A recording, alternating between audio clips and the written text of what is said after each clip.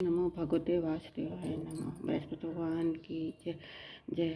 एक समय की बात है कि भारत में एक राजा राज करता बड़ा तापी और दानित वो नित्य प्रति मंदिर को दर्शन को जाता और ब्राह्मण गुरु की सेवा करता। उसके दरवाजे कोई भी राशियों के नहीं लौटा था। प्रत्येक गुरुवार का व्रत पूजन करता, हर गरीबों को सहायता करता। परंतु ऐसे पाते उसकी रानी को अच्छी नहीं है। वह न व्रत करती न किसी को एक पैसा भी राजा से भी ऐसे करने को मना किया करती थी। एक समय की बात है, राजा शिकार खेलने वन में घर में रानी था। उस समय गुरु बृहस्पति साधु का रूप धारण कर राजा के द्वार से भिक्षा मांगने आए। तब रानी कहने लगे, हे साधु महाराज, मुझे दान पुण्य से तंग आ मेरे से तो इस घर का कार्य ही नहीं होता। इस प्रकार कर रहे कि सब नष्ट। मैं आराम से साधु बोले कि देवी भी तुम तो बड़ी विचित्र संतान हो। धन से कोई भी दुखी नहीं होता, इनको सब भी चाहते। पापी भी धन की इच्छा करता है। अगर आपके पास दुख है तो भूखे मनुष्य को भोजन करो, प्याऊ लगाओ, ब्राह्मण को दान, कुआं धर्मशाला बनवाओ, कुआं तो बावली बाग आदि का निर्माण करो और निर्धन मनुष्य को हानि करने का वह करो और अनेक याग आदि कर्म को। इस प्रकार कर्मों से आपका कुल आपको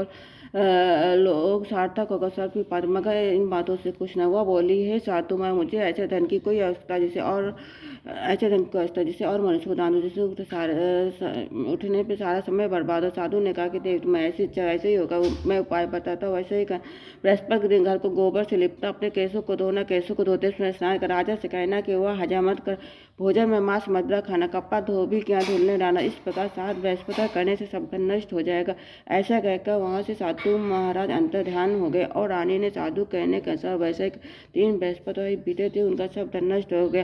राजा और रानी भोजन के तरसने लगे, सारी भोगों स्वभाव से दुखी रहने लगे। तब राजा ने रानी से कहा, हे रानी, तुम यहाँ पर रहो, मैं दूसरे देश को जाऊँ, क्योंकि यहाँ सभी मनुष्य जानते, इसलिए कोई कार्य भी नहीं कर सकता। देश के भीख प्रदेश की चोरी बराबर। ऐसा कहकर राजा प्रदेश चला गया, जंगल जाता, लकड़ी काट कर लाता और अतः शहर में व्यस्त जीवन व्यतीत करने लगा। इधर राजा के घर रानी और दासी दुखी रहने लगे। किसी दिन भोजन मिलता, किसी दिन भोजन मिलता, जल ही पीकर रह जाते थे। एक बार रानी और दासी 7 दिन बिना भोजन के व्यतीत हो गए तो रानी अपनी दासी से कही, दासियाँ पासी के नगर मेरी बहन रहती है, बड़ी धनवान, तो उसके पास जा, उसे पास से भेजा मांगला, जिससे कुछ समय के लिए गुजर हो सके। इस प्रकार रानी की बहन आज्ञा मानकर दासी और उसकी बहन के पास गई। रानी की बहन उस समय पूजन कर रही थी, क्योंकि उस दिन बृहस्पतिवार। जब दासी ने रानी की बहन को देखा तो उससे बोली, है रानी, मुझे तुम्हारी बहन ने भेजा, मुझे पास से भेजा, दे दो। इस प्रकार दासी ने अनेक बार कहा, परंतु रानी कुछ उत्तर नहीं, क्योंकि उस समय बृहस्पति कथा सुन रही थी। इस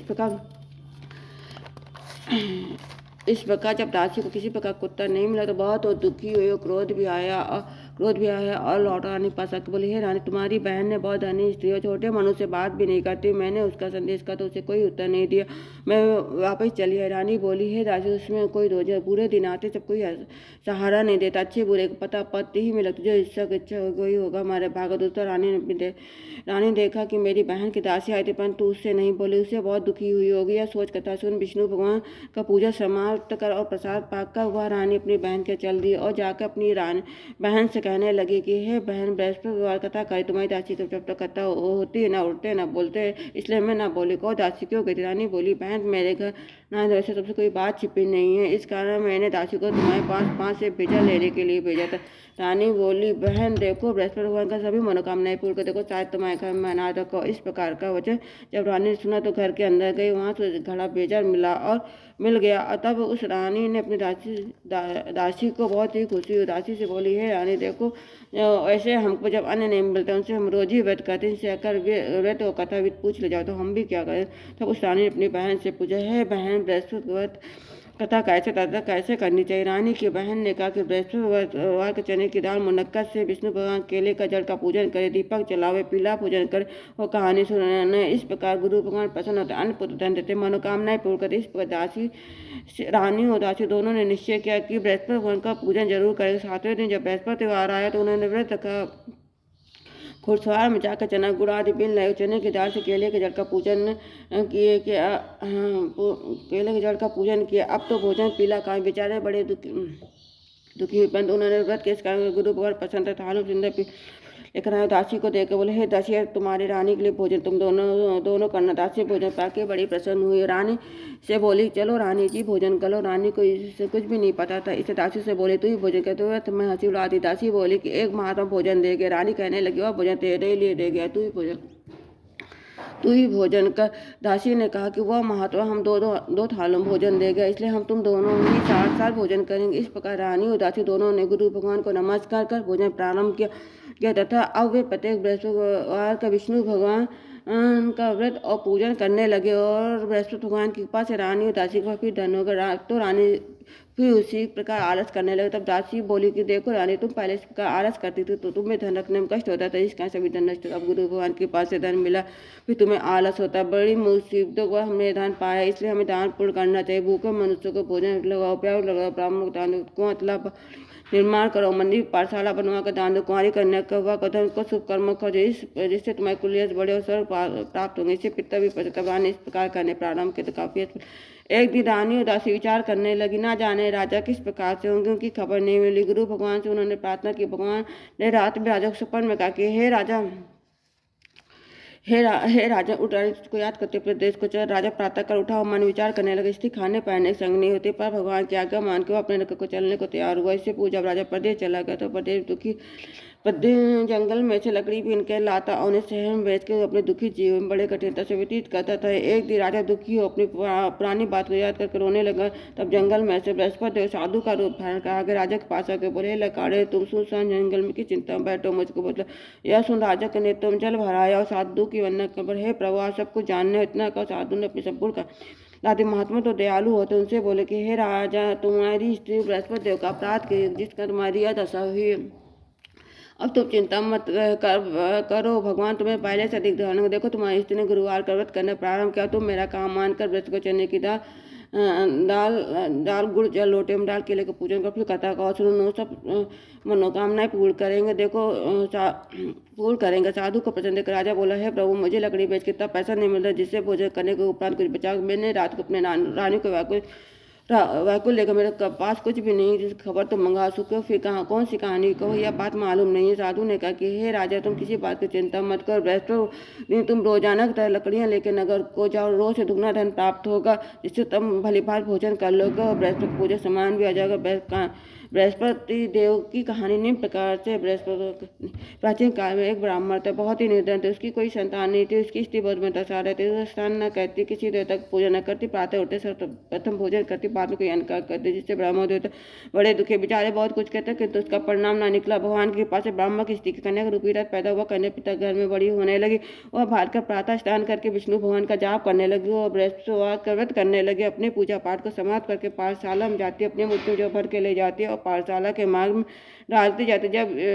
तब ये जो सौड़ के हो जाते, लौटते समय उनको बिन के घर ले आती थी। एक दिन वो बाल के सोने को जो फटके साफ कर रही थी कि उसके पिता ने देख लिया और कहा, बेटी सोने को जो फटके सोने का सूप होना चाहिए। दूसरे दिन गुरुवार था। इस कन्या ने व्रत रखा और बृहस्पति से प्रार्थना करके कहा, हे प्रभु, मैंने आपकी पूजा सच्चे मन से, मेरे सोने का सूप दे दो, सूप दे दो। बृहस्पति देव ने उसकी प्रार्थना स्वीकार की। रोजाना की तरह कन्या जो फैलाती जाने, जब लौट के जो बिन रहे थे, बृहस्पति की पति उसे सोने का सूप में उसे घर ले आए और उसे जो साफ करने परंतु उसका माँ का वही ढंग। एक दिन की बात है, वह कन्या सोने के सूप में जो साफ कर रही थी, उस समय नगर का राजपूत वहाँ होकर निकला। इस कन्या के रूप और आहार को देख के मोहित हो गया। तब अपने महल आकर भोजन जल तक उदास होकर लेट गया था।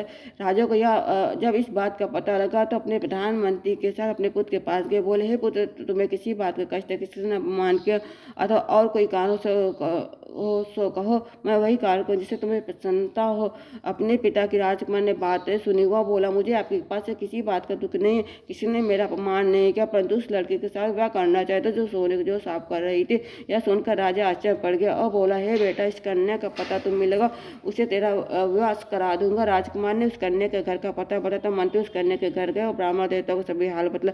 ब्राह्मण देवता राजकुमार के साथ अपनी कन्या का विवाह करने के लिए तैयार हो गया। विधि विधान के साथ ब्राह्मण कन्या के विवाह राजकुमार के साथ कन्या के घर जाते पहले की बात, उस ब्राह्मण देवता घर गरीबी का निवास हो गया। अब भोजन के लिए भी अन्य बड़ी मुश्किल से मिलता था। एक दिन दुखी होकर ब्राह्मण देवता अपनी पुत्री के पास गए।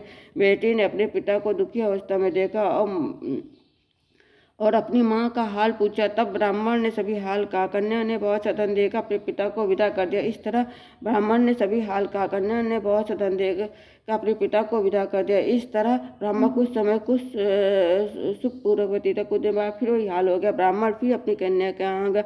हाल कहा तो कन्या बोली, हे पिताजी, माता जी को यहाँ ले वाला, उनसे विध बता दूँ जिससे गरीबी दूर हो जाएगी। ब्राह्मण देवता अपनी स्त्री को लेकर पहुँचे तो पुत्री अपनी माँ को समझाने लगी, है माता, तुम प्रातःकाल उठकर प्रथम स्नान आदि करके विष्णु भगवान का पूजन करो, सब सब दरिद्र दूर हो जाएगी। परंतु तब उसकी माँ ने एक बार नहीं मानी और प्रातःकाल उठ के अपनी पुत्री बच्चों को जूठन को खा लिया। एक दिन उसकी पुत्री को भी बहुत गुस्सा आया और कोठी से सभी सामान निकाल माँ को उसमें बंद कर दे।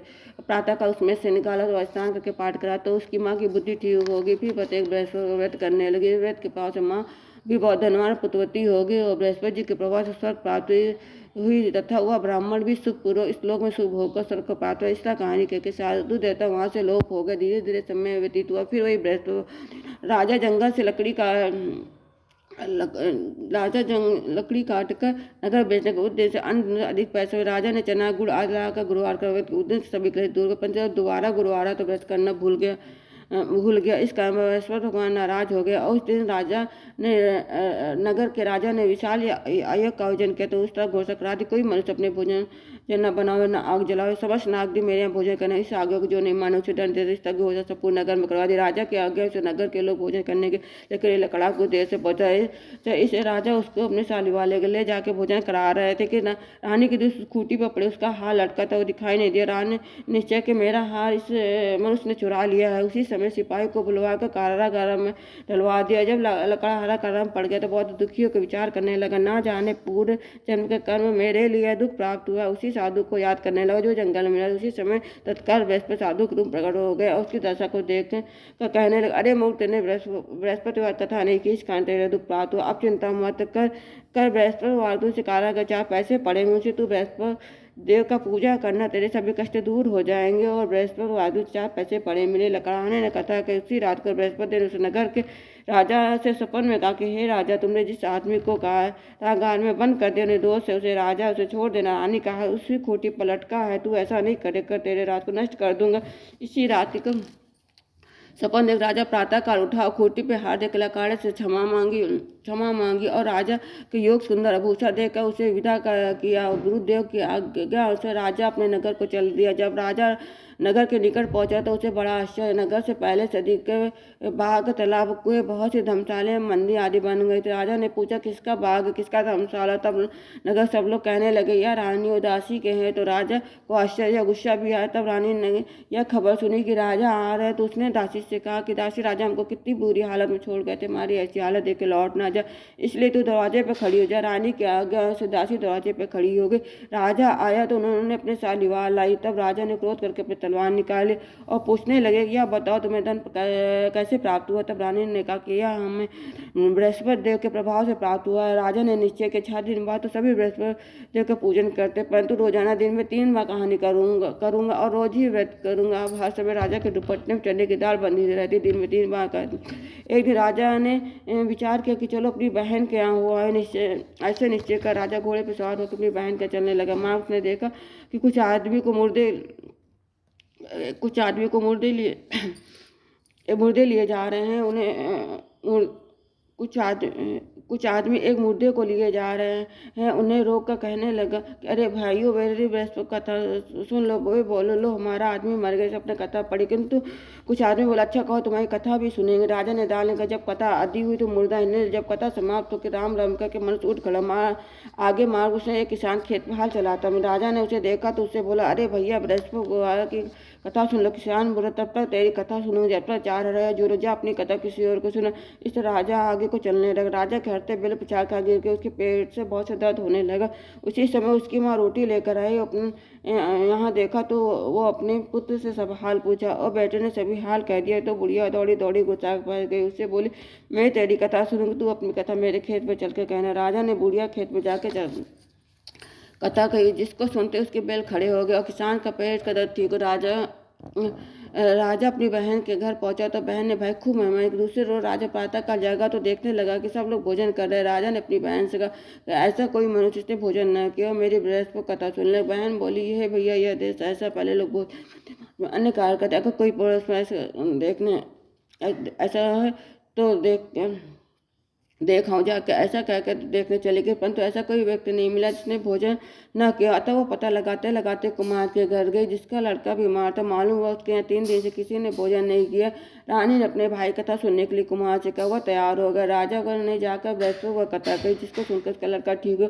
अब तो राजा की प्रशंसा होने लगी। एक दिन राजा ने अपनी बहन से कहा कि हे बहन, अपने घर को जाऊँ, तुम भी तैयार हो। राजा की बहन ने अपनी सास का, सास बोली हाँ चली जा, परंतु लड़के को मत ले जा, क्योंकि तेरे भाई को नहीं होती। बहन ने अपने भैया से कहा, हे भैया, मैं तो चलूंगी, पर कोई बालक नहीं जाएगा। राजा बोला, जब कोई बालक नहीं चला, तुम चल कर क्या करो। बड़े दुखी मन से राजा अपने नगर को लौटा। राजा ने अपनी रानी से कहा कि हम निर्वंशी, हमारा मुंह किसी के देखने का धर्म नहीं, कुछ भोजन आदि नहीं। कि रानी बोली कि हे प्रभु बृहस्पति, हमें सब कुछ दे, हमें पुत्र भी और थे। उसी रात को बृहस्पति ने राजा सपन में कहा, हे राजा, उठ सभी सोच ताकते तेरी रानी गर्भ से। राजा को यह बात सुन के बड़ी खुशी हुई। जब 9वें महीने उसके गर्भ से सुंदर पुत्र पैदा हुआ, तब राजा ने बोला कि हे रानी, स्त्री बिना भोजन के रह सकती, किंतु बिना बात कहे नहीं रह सकती। जब मेरी बहन आवे तो उससे कुछ कहना। रानी ने हाँ कर दिया। राजा की बहन शुभ समाचार सुना तो बहुत ही खुश हुई, बधाई लेकर अपने यहाँ तक रानी ने कहा, घोड़ा चढ़ के नहीं आई, गधा चढ़ के आई। राजा की बहन बोली, भाभी इस प्रकार न कर, तुम्हें औलाद कैसे मिलती। बृहस्पति देव ऐसे ही हैं जिनके मन की में कामनाएं सभी को पूर्ण करते। जो सद्भावना पूर्वक बृहस्पति देव का व्रत करता है, हम कथा कहता है और सुनता है और दूसरों को सुनाता है, बृहस्पति देव सभी मनोकामनाएं पूर्ण करते। भगवान बृहस्पति देव सदैव उसकी रक्षा करते हैं। संसार में जो सद्भावना से पूजा व्रत और सच्चे हृदय से करते हैं, उनकी सभी मनोकामनाएं वे पूर्ण करते हैं। जैसी सच्ची भावना से रानी और राजा ने उनकी कथा गुणगान किया तो उनकी सभी इच्छाएं बृहस्पति जी ने पूर्ण की थी। इसलिए इस सबको कथा सुनने के बाद प्रसाद लेके जाना चाहिए। हृदय से मनन करते हुए जय जयकार बोलना चाहिए। बोलो बृहस्पति भगवान की जय, विष्णु भगवान की जय।